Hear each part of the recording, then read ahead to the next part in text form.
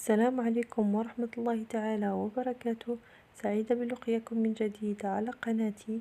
اليوم إن شاء الله غادي نشارك معكم واحد الحلوة اقتصادية بلا زبدة. إن شاء الله غادي نحضروها هشيشة ومقرمشة في نفس الوقت، ندوزو بها ككويس ديال اتاي ديال العشية. نتمنى ان الفيديو ديال اليوم ان شاء الله انه ينال الاعجاب ديالكم. بطبيعة الحال اللي عجبكم ما تنسوش تشجعونا باللايكات ديالكم والاشتراك في القناة اذا كانت هذه اول زيارة لكم للقناة. وشكرا لكم على حسن التتبع.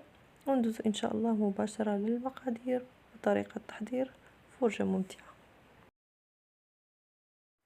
غادي نحتاجو في المكونات ديالها لواحد 500 غرام ديال الدقيق الابيض اللي هو الفوس الخاص بالحلويات بطبيعة الحال، كاس ديال السنيدة، كاس ديال الزيت، واحد ساشي ديال الفاني، وواحد شويه ديال الملحه، ساشي ديال الخميره ديال الحلوى من فئه 8 غرام، وواحد 2 حبات ديال البيض بدرجه الحراره ديال المطبخ. غادي ندوزو للطريقه. اول حاجه غادي ناخذ واحد الاناء، غادي نهرسو فيه البيض، نضيفو الفاني والقبيصه ديال الملحه، كاس ديال السنيده، وكاس ديال الزيت. غادي نخلط كلشي مزيان حتى ينسجموا المكونات وتذوب لينا ديك السنيده اللي درنا في الخليط.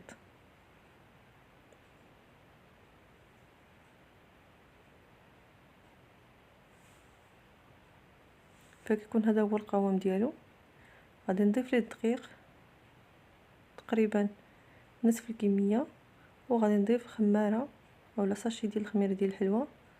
نحاول انني نجمع وندخل هذاك الدقيق في المكونات غير بشويه.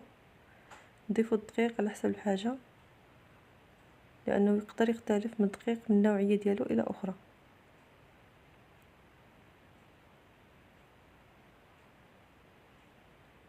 غادي نضيف واحد شويه ونحاول انني نجمعها. خاص العجينه تكون شاده في راسها.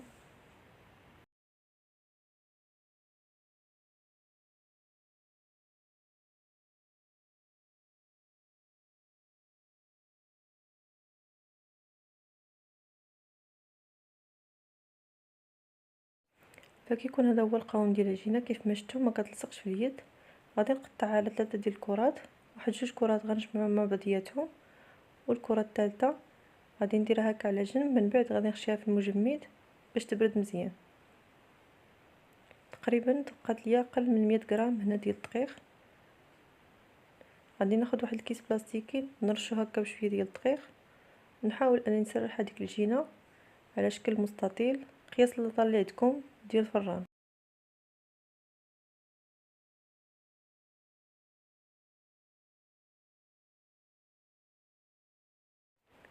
وهنايا بعد ما سرحت العجينه على شكل مستطيل، حاولوا انكم تقادوا لها الجوانب ديالها. خديت واحد اللاطه ديال الفران فرشتها بالورق ديال الطبخ اولا البابي كويسون.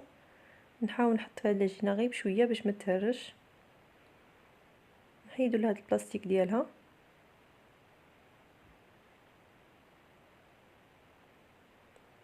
نقادوا لها هكا الجوانب مزيان.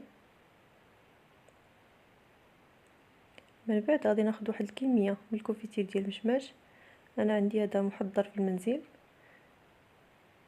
ندهنوا به هكا الوجه ديال العجينه مزيان.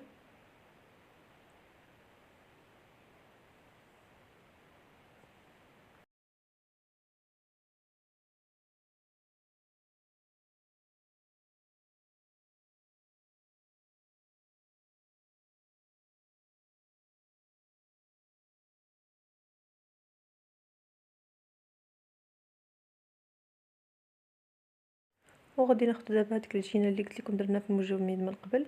غادي ناخذ واحد الحكاكه هكا، نحاول اني نحك على وجه هاد العجينه كلها حتى نغطيها مزيان.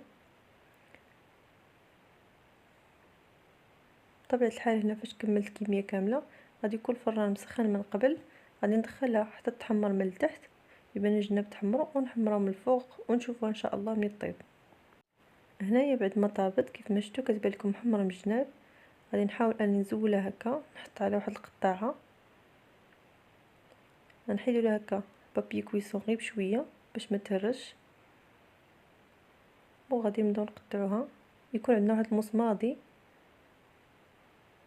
ضروري تقطعوه هي سخونه من الفران، يعني كي تخرجوها تقطعوها، حيت الا خليتوها حتى تبرد غادي تجيكم صعيبه في التقطاع وتهرس ليكم. قطعوها بالشكل اللي كتبغيو، اما مربعات اولا معينات على حسب الرغبه، وغادي نخليكم مع الصور غادي توضح لكم الطريقه اكثر.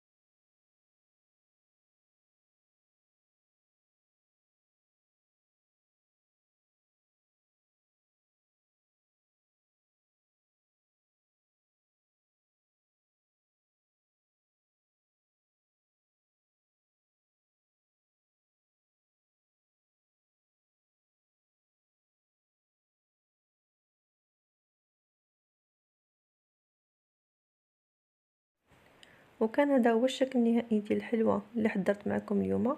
كيف ما شفتوا فهي حلوى اللي كتجي هشيشه وبسيطه في نفس الوقت. نحضروها في وقت وجيز، ما غتاخذش معكم واحد الوقت اللي هو طويل، والنتيجه كتجي زوينه بزاف، قرمشه وهشيشه في نفس الوقت. اللون ديالها مذهب، السر ديالو فهو في العافيه ديال الفران، ما خصهاش تكون مجهده. كيف ما شفتوا فهي هشيشه. كنتمنى ان الفيديو ديال اليوم ينال الاعجاب ديالكم. بطبيعه الحال الى عجبكم ما تنسوش تشجعونا باللايكات ديالكم والاشتراك في القناه الا كانت هذه اول زياره لكم للقناه. شكرا لكم على حسن التتبع، ونتلاقاو ان شاء الله في فيديو قادم بحول الله. والسلام عليكم ورحمه الله تعالى وبركاته.